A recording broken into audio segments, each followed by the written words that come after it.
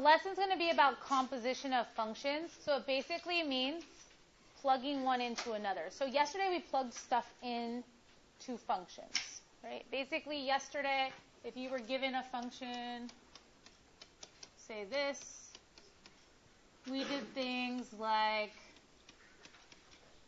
maybe find f of x plus 3. And so the way we did that is we took the f function but left space where each x was, and we plugged whatever they wrote right here in for x. And then this side was left as the name. And then what was on the other side, we simplified as much as we could. That would be 6, and 6 plus 1 would be 7 to get a response for it. So that's just a little review of kind of what we did yesterday. Okay? You're still doing the same thing today, except for instead of them,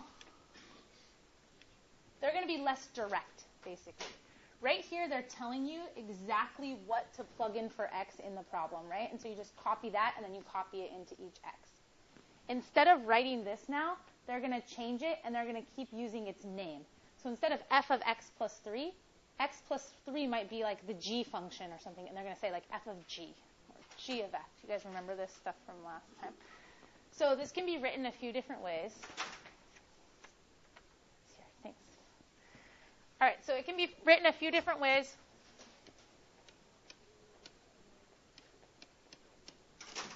So one way that it can be written is this, lots of parentheses.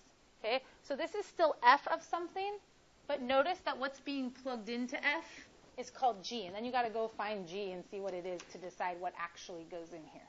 Okay. Another way they could write this is sometimes they'll use brackets with the outer one just to make it a little clearer. Those mean the exact same thing. And then the other thing they'll use is they'll use this little open circle. How many of you guys have seen that notation before for this? So they could do this. They might write it like that. They might write it like this. Okay. This means the same thing as both of these other things. Okay. It's just a stranger notation. So if you see this written any of these ways, they all mean the same thing. But all of these things are different than if they wrote this. Or like this. So what's the difference between f of g of x and g of f of x? Okay, so when you're finding g and when you're finding f, it's all about what's being plugged into what, right? In this case, g is being plugged into f, but in this case, it's the opposite, right?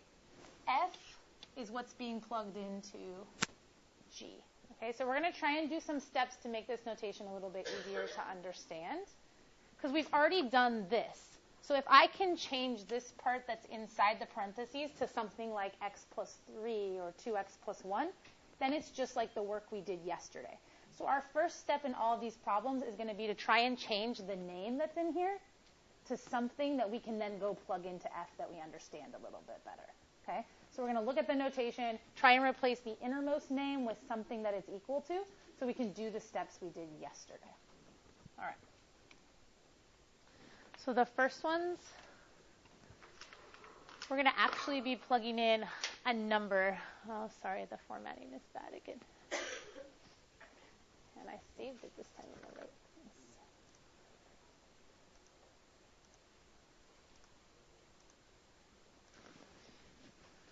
All right. So look at the directions. There's part A and there's part B, and there's 2 answers to part A and 2 answers to part B because we're doing 2 different calculations. They look really similar, but order matters in these because it changed what's being plugged in versus what you're plugging into. Okay? So like for part A,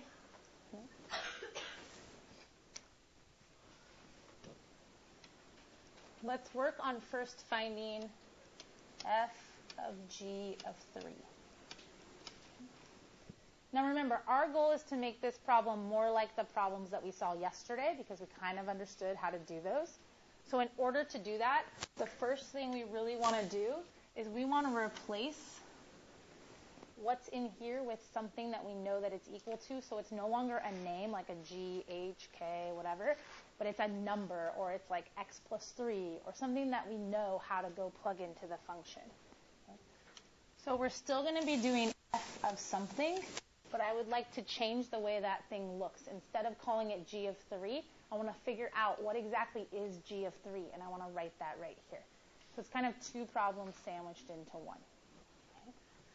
So how am I going to figure out what g of 3 is? How do we do that? Yes?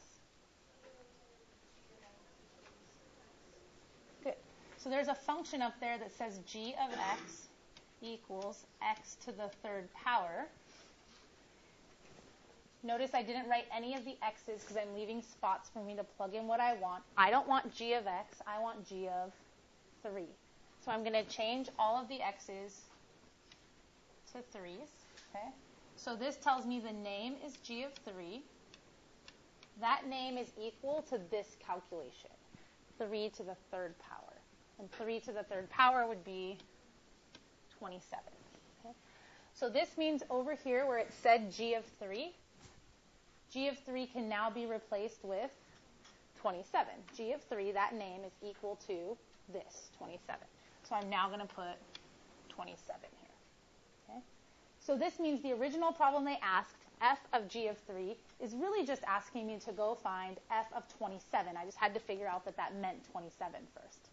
Now that I know that it means 27, how am I going to go find f of 27? Yes?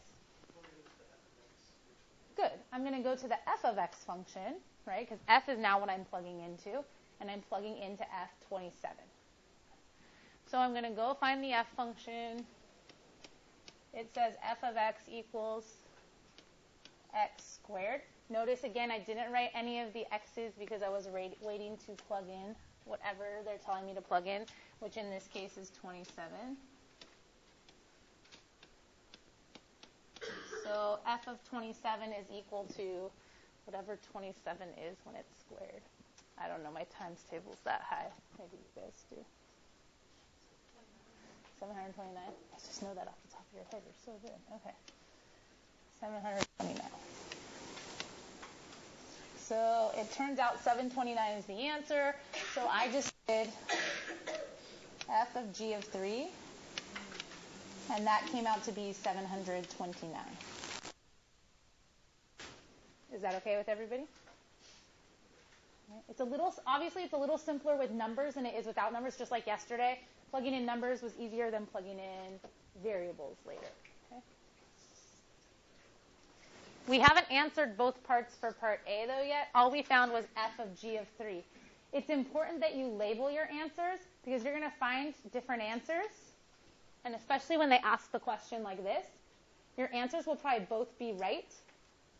But on the test, if I only ask you for f of g of 3, and you go find g of f of 3, you're not doing it right at all. Like, that would be no points. It's not partial credit because you're totally not plugging the right thing into the right one.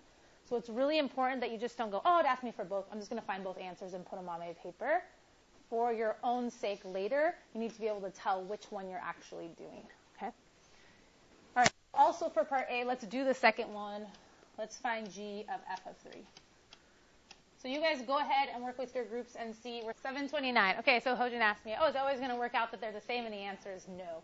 It's not always going to work out that they're the same. The reason that this one works out the same is because when you guys went and found f of 3, what did you get for f of 3? You plugged 3 into the f function. 3 squared was 9. And then you went and calculated g of 9. Okay? And what did you get when you calculated g of 9? 729. Okay? Good. So we calculated g of 9 because the first calculation we were doing was f of 3. Okay? So to do f of 3, we take the f function and we replace the x's with 3's. And that gives me that f of 3 is the same thing as 3 to the second power, which is 9. So f of 3 gets replaced with 9. Okay? So then the calculation I'm doing is g of 9. So I'm going to take the g function and replace the x's with 9's. So g of 9 is 9 cubed, which is 729. Okay? All All right, so g of f of 3 also came out to be 729. That's because these functions were simple in the fact that they only did one operation, and the one operation they did was like a power. So think about it. Here you took a number and cubed it, got an answer. Then you took that and squared it. Okay, so you took a number and cubed it and then squared it. Over here, you ended up squaring it and then cubing it. But because all you were doing was raising it to powers, whether you square a number and then cube it or cube it and then square it, you get the same answer. If I had added a +1 on the f of x, the answers would be different. Okay? That's why part B is up here. We'll see that the answers are very different. Okay? Any objections to me erasing what we have up here so far? Yeah? Thank you for telling me. Okay.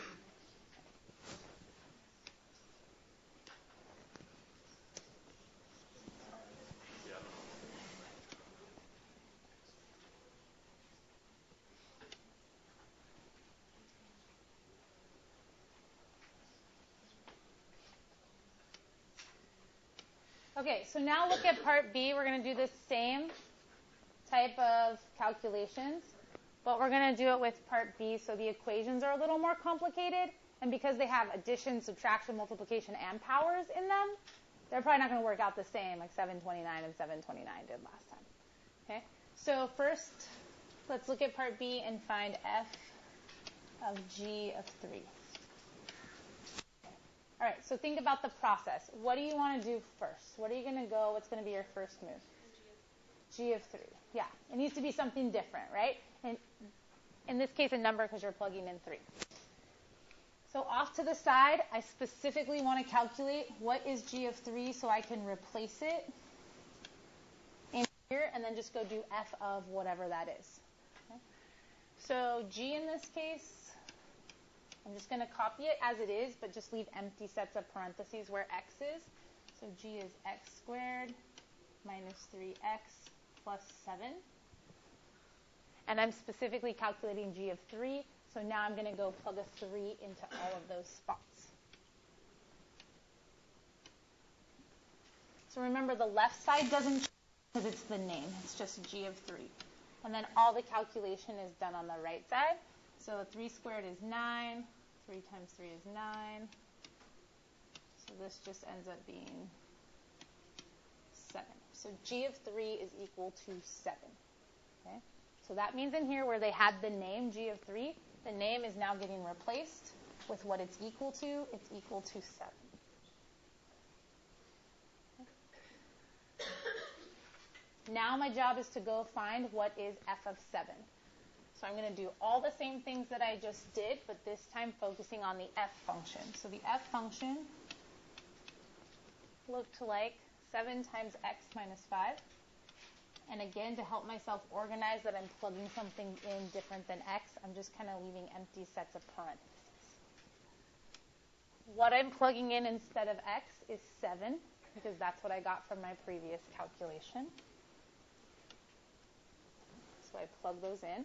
So again, remember, the left side is just the name, f of 7, and the right side is the calculation that I need to simplify. So 7 times 7 is 49, and 49 minus 5 is 44. So f of 7 is 44. So I did f of g of 3, and I got 44. Is that okay? All right, so now you guys try to find g of f of 3, okay? Just like last time. If you already did it, check with the people around you, see if you're...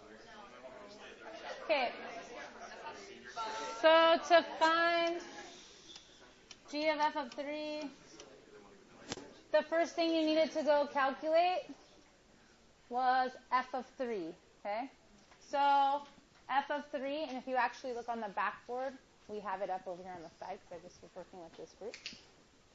So I took the f function, I plugged in 3, and when I calculate f of 3, I end up getting 16, okay? So 16 replaces f of 3. So with this group, I was talking about start with the innermost function. Every time you come to a function name, go off on the side and figure out what is that name equal to. Once you figure out what that name is equal to, replace it. Okay? Then move to the next function name, g of 16. Go off to the side, figure out what g of 16 can be equal to, replace g of 16 with what you got that it's equal to until you get the most simplified thing that you can get. Okay? So this is the work for that. So again, we started with f of 3. We found out what it was. We replaced f of 3 with a value, which was 16. Then we needed to find g of 16. We took the g function. We plugged in 16. We got that it was equal to 215, and that's what we replaced it. Okay? Okay. So we got g of f of 3 is equal to 215. Questions about plugging that number into multiple functions. So this is composition of functions, a function into another one. But this is with a number. We have to also be able to do it with a variable, which sometimes gets a little bit trickier. So are we okay here so we can try it with a variable? Okay. So let's look at it with a variable. All right.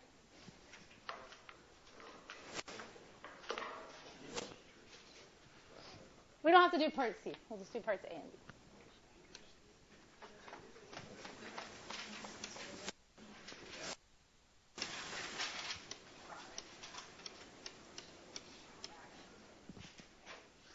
All right, these functions have different names, but notice that the problems are all going to ask us to find g of h of x and h of g of x, and each problem has a new h and g function that you're using. Okay, so h and g are the names that we're dealing with. Okay, we're going to try and work this just like we did before. The only difference is there's not a number here. Okay, so to find g of h of x, remember what we said our procedure was going to be. The first thing we want to do is go to the innermost function, which is h, and we want to replace the name of the function with something different than that, whatever it's equal to. So I'm going to go figure out what is h of x equal to. Okay? So off to the side, I need to figure out what is h of x equal to. So I look at the problem. We're working in part A right now. H of x is equal to 2x.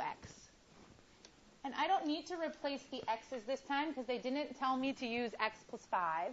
They didn't tell me to use a number like 8. They just told me to use x. So h of x is 2x. So replace h of x with 2x. Remember, our job is to replace the name with something that it's equal to and then move on to the next function. Okay? So h of x is going to get replaced with 2x. So now to complete the problem, I need to find g of 2x. Okay? So this means I'm using the g function, and I'm plugging in 2x. So this comes where we got yesterday where we weren't plugging in numbers anymore. We were plugging in different things with different variables and expressions. So I'm going to go off to the side, and I'm going to think about the g function because now it says the name that I'm using is the g function. The g function in this case is equal to 5x. So 5 and then x. Now, this time I didn't just put x into those spots because I'm not trying to find g of x. What am I trying to find? G of 2x, which means I need to plug into the g function 2x and see what that looks like. Okay? So 2x instead of x. And that part is just the name still. And then on the right side, everywhere there would have been an x, 2x. Okay? So the name is g of 2x. That stays the same. And it's equal to whatever this simplifies as. 5 times 2x is 10x. So again, now I have a name, and I have an expression that the name of that function is equal to. Remember, your job over here is to get rid of the names and just get down to what it's equal to. Okay? So I'm going to replace g of 2x with 10x. And now I'm done because this is as simple as I can get. Yes, it has an x in it. That was my expectation because the problem didn't plug in a number anymore. It had an x in it. Okay, so it's okay if x's show up in my answer. So I calculated what I could get for g of h of x, and I got 10x.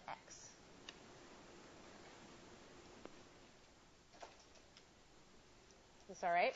So same idea as before, but instead of plugging in numbers over here when you're doing your side work, you're plugging in x or something a little more difficult than just x. Okay? All right, so let's do h of g of x the other way around. So we're still working on problem A. We're just calculating something different about problem A. We're calculating h of g of x. So what do we need to do first if this is the new problem we're trying to do? So are we going to find g or h first? G. Okay, innermost function, replace the name with what it's equal to. So the first thing I'm going to do is focus on this. It's just g of x, so I don't have to worry about changing the x. And g of x is equal to 5x. We're still doing part A, just h of g instead of g of h. Okay? So g of x is the same thing as 5x. Again, remember our goal. Replace the name with what it's equal to. Okay? So now my problem goes from saying calculate h of g of x to calculate h of 5x. So now I need to go to the h function and see what that looks like when 5x is plugged into the h function. So off to the side, I'm going to write the h function. It's 2 times x. And instead of having x's plugged into those spots in that function, I'm going to have 5x plugged into those spots in the function.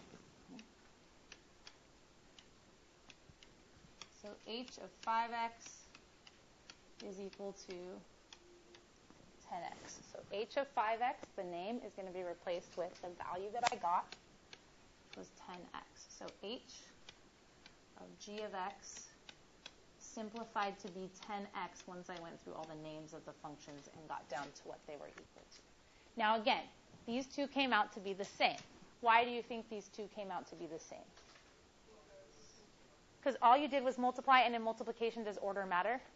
So if I did 2 times a number and then times it by 5, that's not any different if I did 5 times a number and then times it by 2. That's why they came out to be the same. Do you think in part B they're going to come out to be the same? No. Okay, that minus 3x plus 1 idea, that's going to change it a lot. I'm going to fix this. Yeah, I'm going to fix it right now. I totally put it in the right spot, grouped it together so it would stay, and then when I save it and come back to it, it doesn't stay. All right, any questions on part A? I'm going to erase part A and then let you guys work on part B. Any questions? Okay, you guys need to do part B. We're not going to do part C. Do part B, find g of h of x and h of g of x, both of them, okay, to the best of your ability.